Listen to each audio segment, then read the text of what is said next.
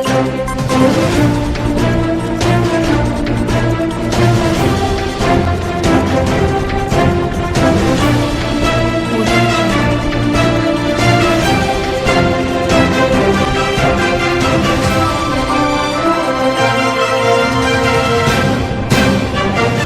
प्रणाम। City one channel में आप सभी दर्शकों का स्वागत है। आप देख रहे हैं दिन भर और मैं हूं सुनय पांडे।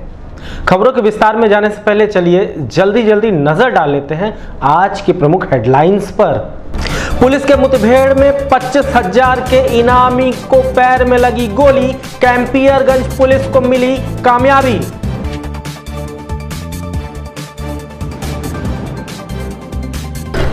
मंडलायुक्त ने किया वार्ड नंबर 1, 2 और 3 का निरीक्षण, साफ सफाई का लिया जायजा, दिए निर्देश। पटाखों की दुकान पर चला सिटी मजिस्ट्रेट का हंटर, जब्त की गई अवैध पटाखे की दुकान, कहा नहीं बिकने चाहिए रिहायशी इलाकों में पटाखे।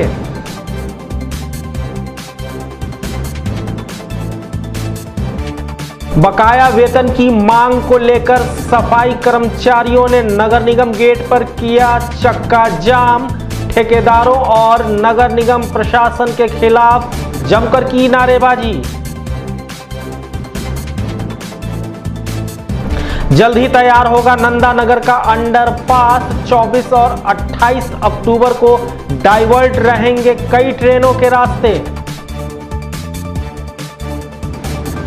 जाम से निजात पाने के लिए सेंट्रल बैंक ऑफ इंडिया ने दिया यातायात पुलिस को बैरियर, कहा सड़क सुरक्षा के लिहाज से महत्वपूर्ण रहेगी इनकी भूमिका।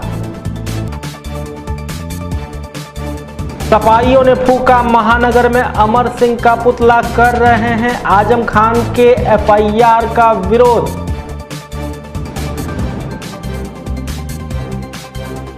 दीक्षांत सप्ताह समारोह के अंतर्गत आयोजित हुआ विश्वविद्यालय का काव्यांजलि कार्यक्रम, किए गए कविता पाठ। सपा ने बनाया जफर अमीन डक्कू को राजस्व प्रवक्ता, कार्यकर्ताओं में दौड़ी खुशी की लहर। और हना गांव में दौड़ी पानी की पाइपलाइन, मुहैया होगा 1500 घरों को शुद्ध पेयजल।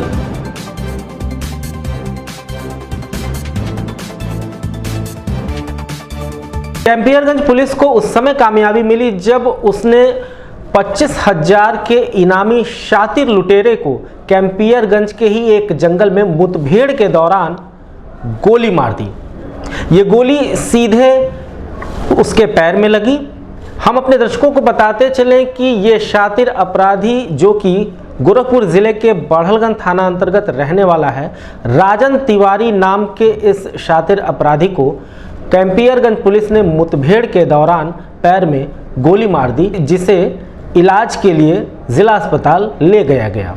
इस बारे में एसएसपी शलभ माथुर ने मीडियाकर्मियों से बातचीत के दौरान इस पूरी घटना का खुलासा करते हुए बताया कि ये इनामी बदमाश के ऊपर पुलिस की पहले ही पैनी नज़र थी। और राजन तिवारी 25,000 रुपये का इनाम है। इसके ऊपर ये पिछले लगभग 6 महीने से वांटेड चल रहा है और 6 महीने से ये वांटेड चल रहा है। घटना के अंदर 2017 में इसने अपने कुछ साथियों के साथ थाना बड़लगंज के अंदर फायरिंग की थी, जिसमें एक व्यक्ति घायल हुआ था। उसके बाद 20 मई इसी वर्ष जो है इसने पिता पुत्र के ऊपर फायरिंग करी थी। दोनों लोगों को गोली लगी थी। ये रंजिशन फायरिंग इसके द्वारा की गई थी।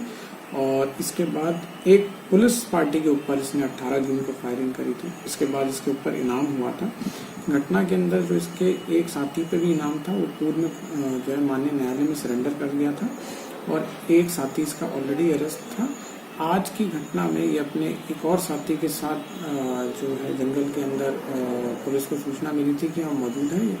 पुलिस पार्टी वहाँ पहुंची है गिरफ्तारी करने के लिए, तो इसने पुलिस के ऊपर फायरिंग की। आत्मरक्षा पुलिस द्वारा फायरिंग की गई, जिसमें इसको पांव पे गोली लगी है।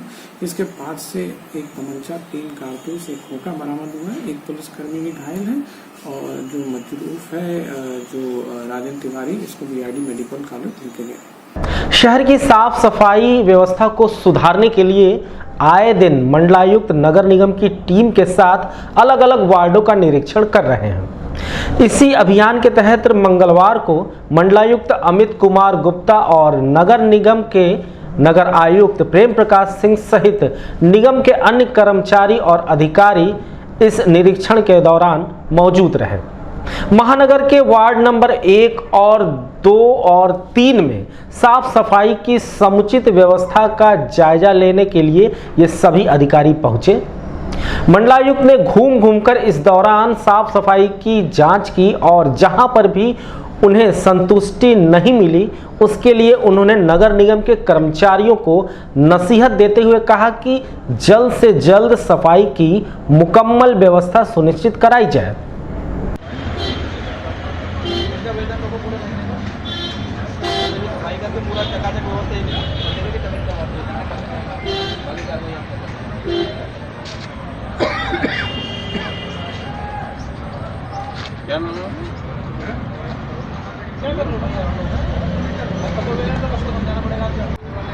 बढ़ा दो, बढ़ाते जाएंगे।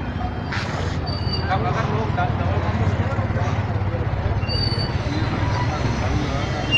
आसान तरीका है जब काम करने में, लेकिन ये साफ सुथरा सफाई व्यवस्था नहीं है। सीधा किलो डलवा दो, झाड़ू आके इकट्ठा किया, उठा के डाल दिया। झाड़ू लगता है उसी से डालते हैं।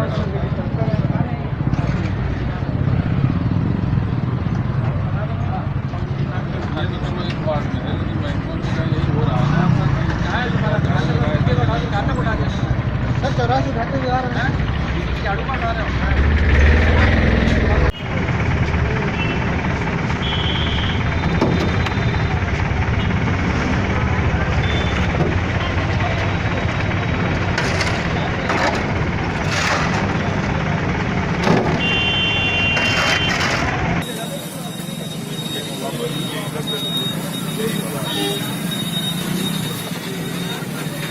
दीपावली के त्यौहार को सुरक्षा और शांति व्यवस्था के दायरे में मनाने के लिए सिटी मजिस्ट्रेट ने कोतवाली थाना अंतर्गत पड़ने वाले एक पटाखे की दुकान पर छापेमारी की है।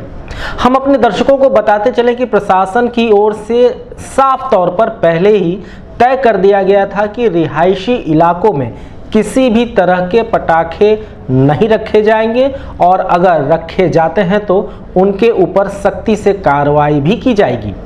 इसी के अंतर्गत सिटी मजिस्ट्रेट अजीत कुमार सिंह ने महानगर के रेती रोड स्थित एक पटाखे की दुकान पर छापेमारी की, जहां से उन्होंने भारी मात्रा में अवैध पटाखे बरामद किए।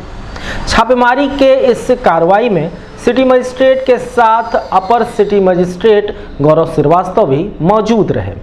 इस कार्रवाई के दौरान जितने भी अवैध पटाखे थे उनको जब्त करके दुकान को सील कर दिया गया है। प्रशासन की ओर से पहले ही पटाखों के मामले में ये सख्त निर्देश जारी हो चुका है कि निर्धारित जगहों से ही पटाखे के क्रय और विक्रय हों। इसका उल्लंघन करने वालों पर कठोर कार्रवाई की जाएगी।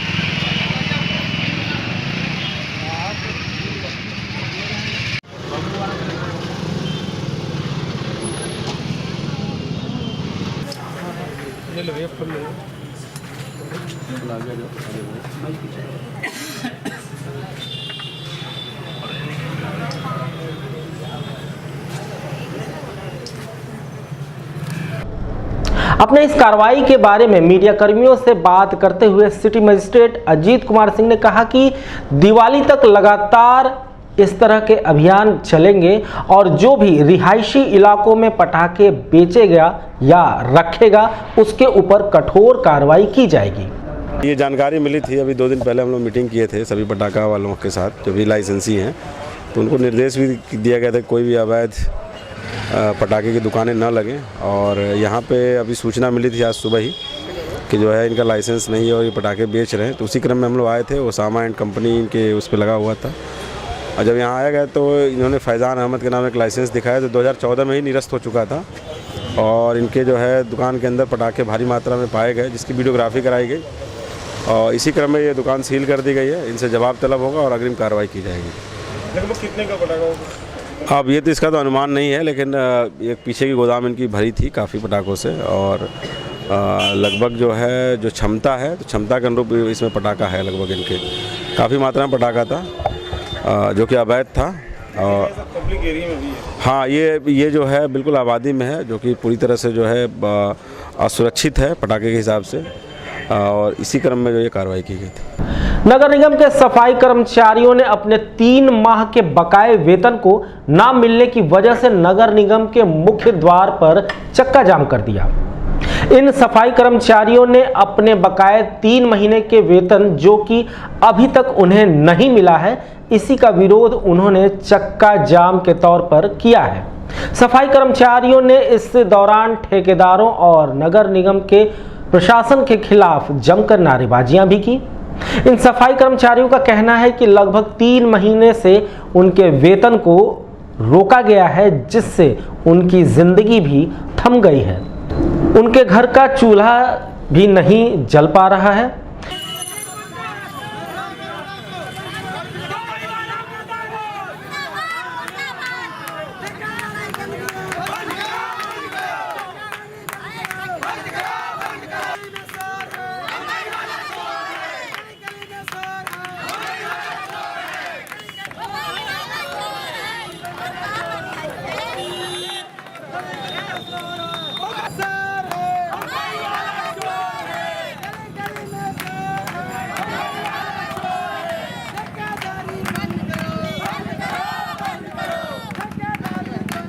अपने विरोध प्रदर्शन के बारे में सिटी वन चैनल के संवाददाता से बात करते हुए एक सफाई कर्मचारी ने कहा कि अगर जल्द ही उनका वेतन नहीं मिला तो आंदोलन और भी तेज होगा।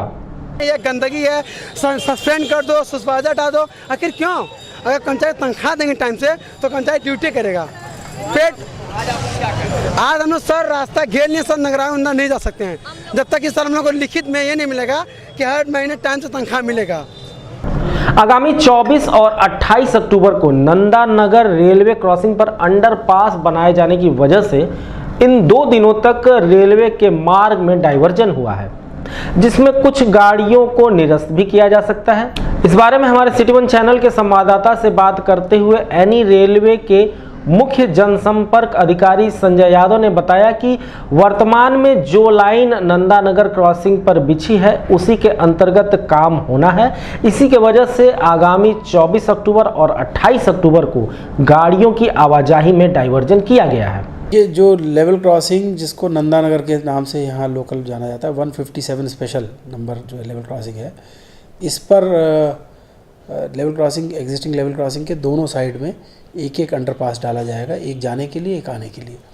इससे जो एयरपोर्ट के लिए जाने वाले जो छोटे व्हीकल हैं अप टू पैसेंजर कार या ट्रैक्टर वो जा सकेंगे और आगे फिर एम्स जब बन जाएगा तब भी तो इधर से उधर क्रॉस करने के लिए ये बहुत सहायक सिद्ध होगा। इसमें रेलवे अपने पोर्शन में 2 अंडरपास डाल रही, बॉक्सेस डाल रही, 26 बॉक्स 1.5 मीटर लंबाई के, 26 बॉक्स एक लेन के लिए, 26 बॉक्स दूसरी लेन के लिए।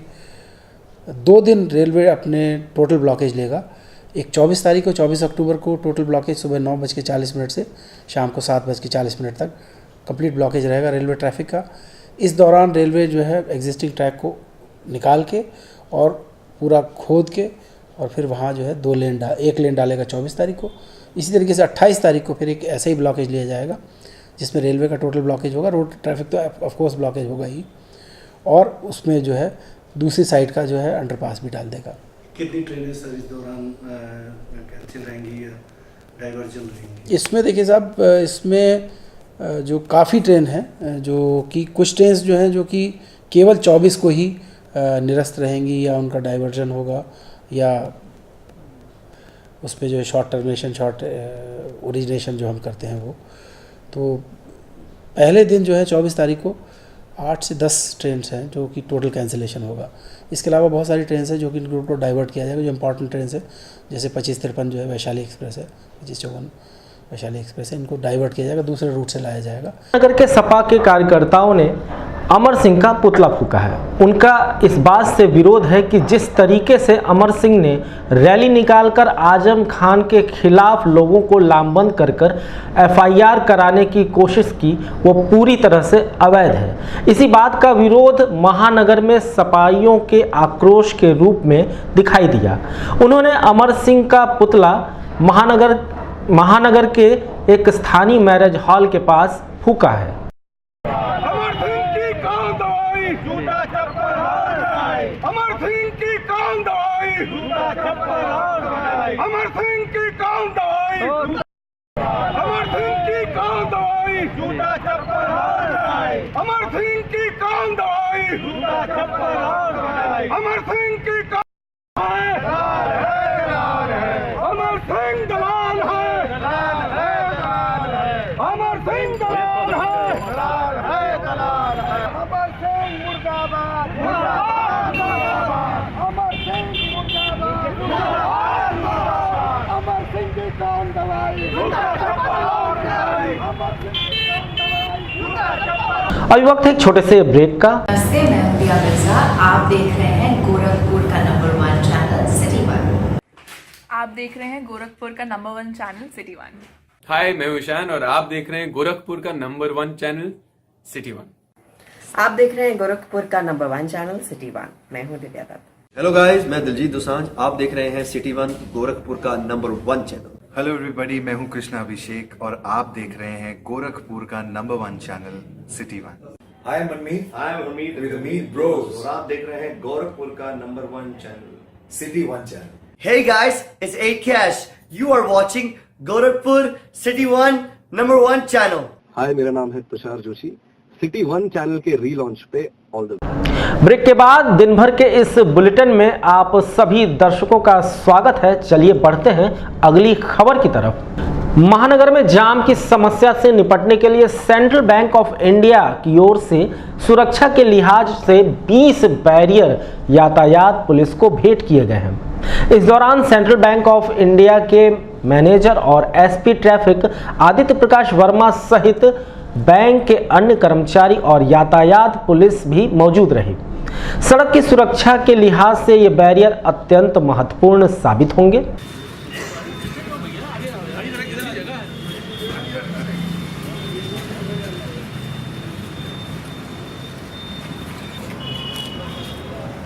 आप लोग भी आ जाइए थोड़ा सा नजदीक। सर की तरफ देखते हुए, सर की तरफ।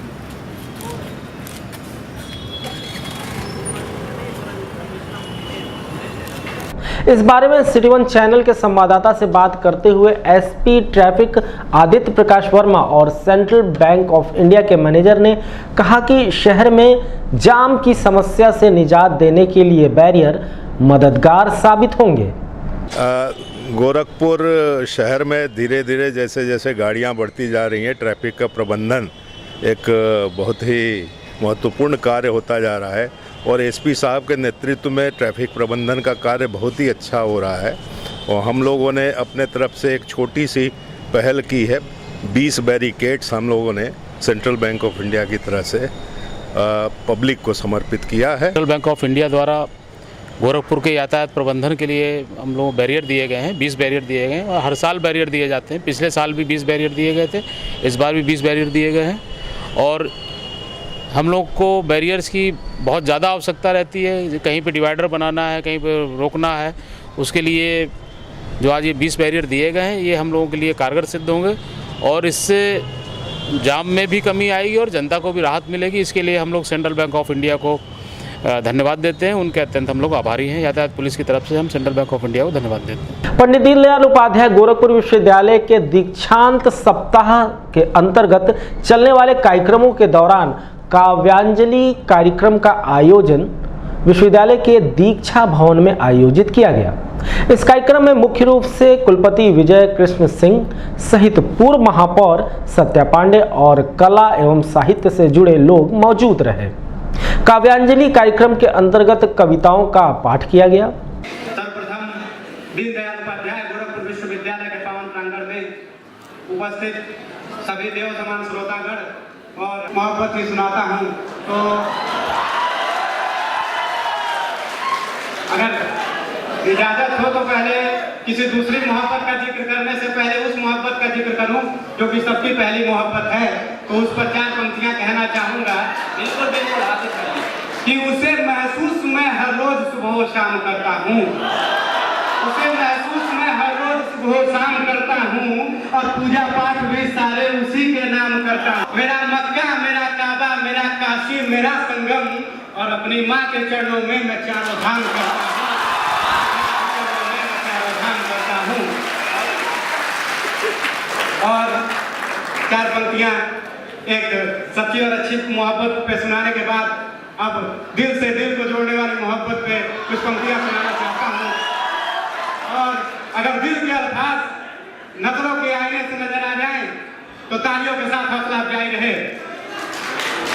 तो पंक्तियां प्रस्तुत हैं मोहब्बत को एक व्यक्ति का रूप देकर। तू फूलों के महक जैसी मोहब्बत की तू मूरत है, मुझे तेरी जरूरत है, तुझे मेरी जरूरत है। यकीन आता नहीं होगा खुदा को अब तो खुद पर भी, यकीन आता नहीं होगा खुदा को अब तो खुद पर भी। बनाया उसने जो अब तक तू सबसे बनाया उसने। कायरता के प्रतिमान है फिर भी ऐसे बैठे हैं। कश्मीर की घाटी में ये जो छुपकर बैठे हैं कायरता के प्रतिमान है फिर भी ऐसे बैठे हैं। ये महिलाओं और बच्चों के पीछे छुपकर घात करें, ये महिलाओं और बच्चों के पीछे छुपकर घात करें, लौट रहे जाबाजों पर ये पत्थर की बरसात करें। ये महिलाओं और बच्चों के पीछे छुपकर घात करें, लौट रहे जाबाजों के ऊपर पत्थर की बरसात करें। अब चुप्पी तोड़ो मोदी जी, अब चुप्पी तोड़ो मोदी जी, खुल करके प्रतिकार करो। मेजर गोगोई और मेजर शुक्ला को तैयार करो, मेजर गोगोई और मेजर शुक्ला को तैयार करो। चलो ठीक है।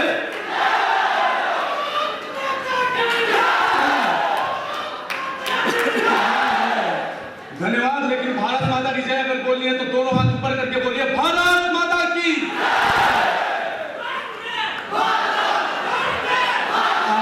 यहाँ झुकता है आसमान, यह गोरखपुर है। यहाँ हर हंसी दिल चोरी हो जाया करता है। जरा संभल कर रहना मेरी जान, यह गोरखपुर है। इसी के साथ मैं अपनी शांत और श्रृंगार से सजाई हुई कुछ पंक्तियां प्रस्तुत करता हूं। भावनाओं से रचा गया है तो भावनाओं से सुनिएगा। कभी ये सताए कभी वो सताए, क्या बात, बढ़िया। कभी ये सताए कभी वो सताए, कभी वो सताए, कभी भी कसम से हम सो न पाए। जवानी का आलम यूं गुजरा है से, जवानी का आलम यूं गुजरा है से, कभी रो लिए और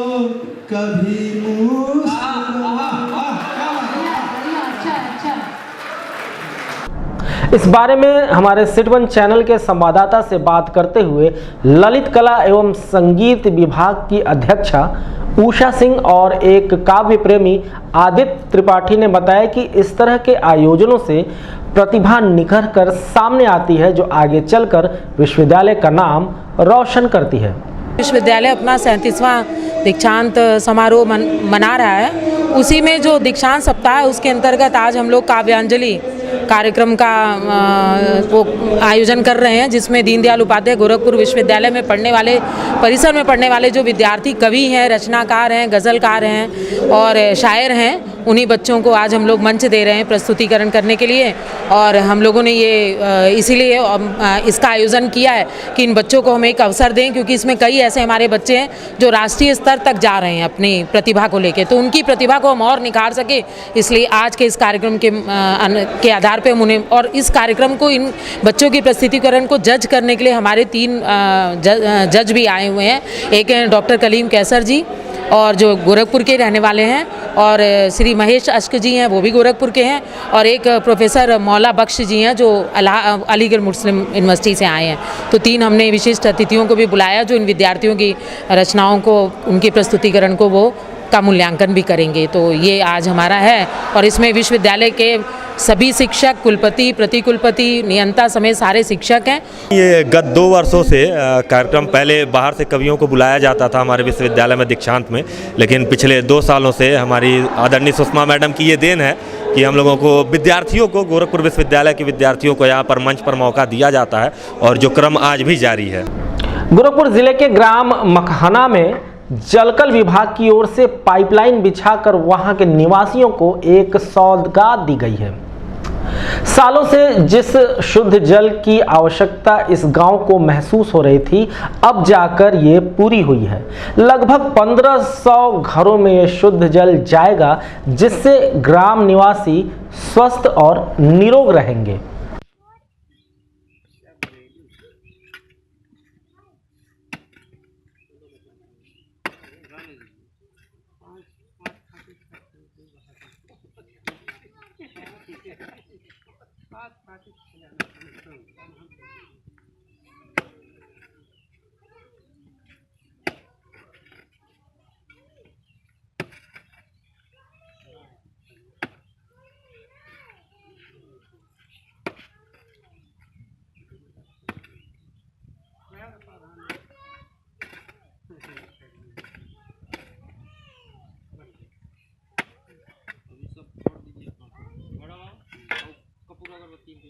आगामी चुनाव के मद्देनजर समाजवादी पार्टी ने सपा के वरिष्ठ कार्यकर्ता जफर अमीन उर्फ डक्कू को अपना राष्ट्रीय प्रवक्ता बनाया है।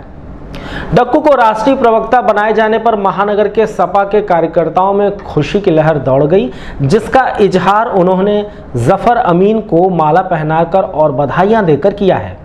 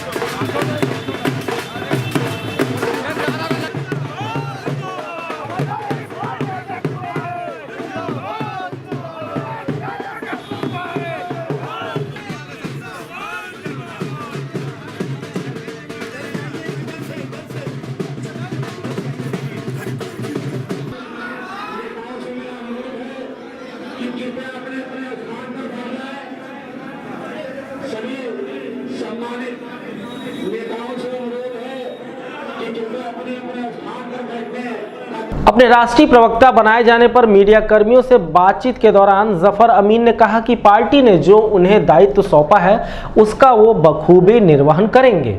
समाजवादी पार्टी के स्टार प्रचारक की लिस्ट जब जारी होगी तो उसमें आप लोग देखिएगा कौन लोग आते हैं, ये तो समय बताएगा। बड़ी जिम्मेदारी आपको दी गई है, अगला 2019 चुनाव में क्या नहीं, इस जिम्मेदारी को तो हमको बहुत अच्छी तरह निभाना है, बहुत मेहनत करना। और आपने देखा कि इतने बड़े तादाद में कार्यकर्ता खलीलाबाद से लेके सहजनवा हर जगह रास्तों में स्वागत हुआ और लोगों के अंदर जोश है।